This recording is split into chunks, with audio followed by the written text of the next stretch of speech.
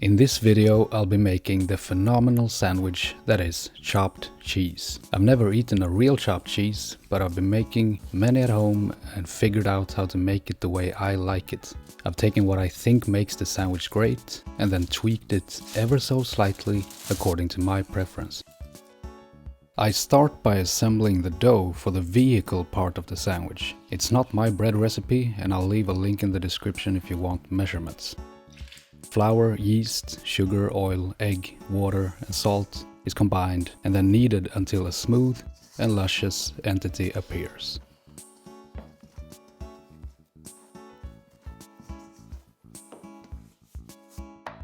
I cover it and move on. Instead of just mayo and ketchup, which I believe is traditional, I have created a special sauce. Mayo, ketchup, a bit of mustard, paprika powder, garlic powder, onion powder, and Chinese black vinegar is my new favorite burger sauce. Now onto my most controversial invention.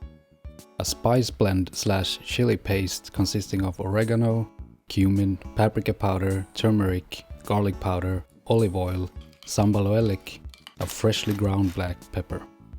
This will be used to flavor the ground beef. The dough has risen.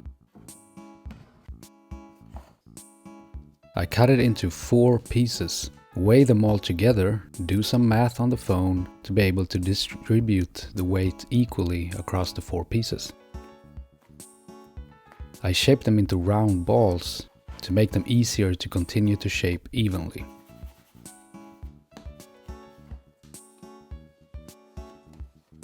I press the dough balls roughly into rectangles.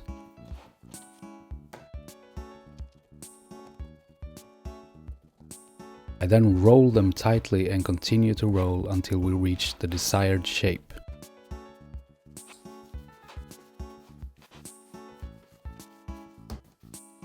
I place the rolls on a baking sheet, cover them and let them rise a bit more. Forgot to press them down a bit to make them slightly wider. The time has come for the slice and dice.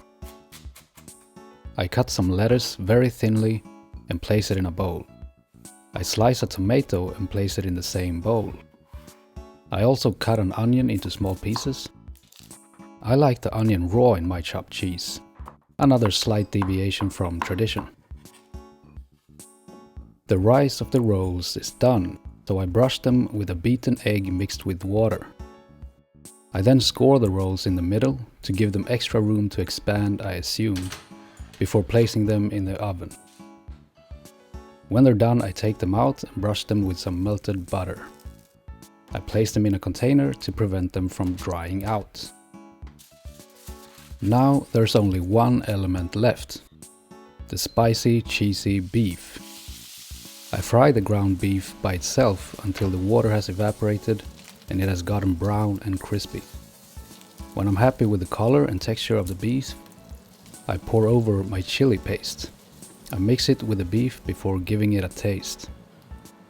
I then incorporate 1 burger cheese slice to make the beef more shapeable.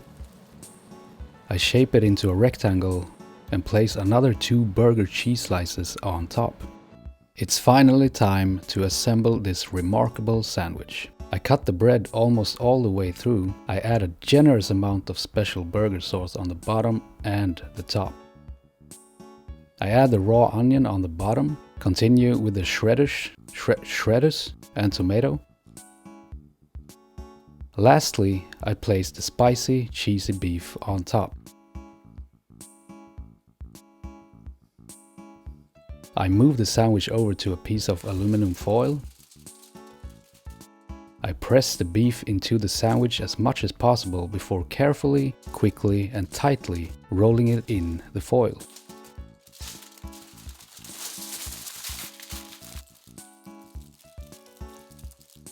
I cut through the foil in the middle of the sandwich to get a good look at the cross section.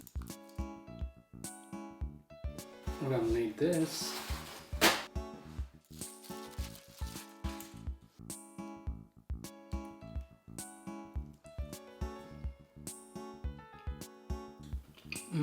That's a juicy sandwich.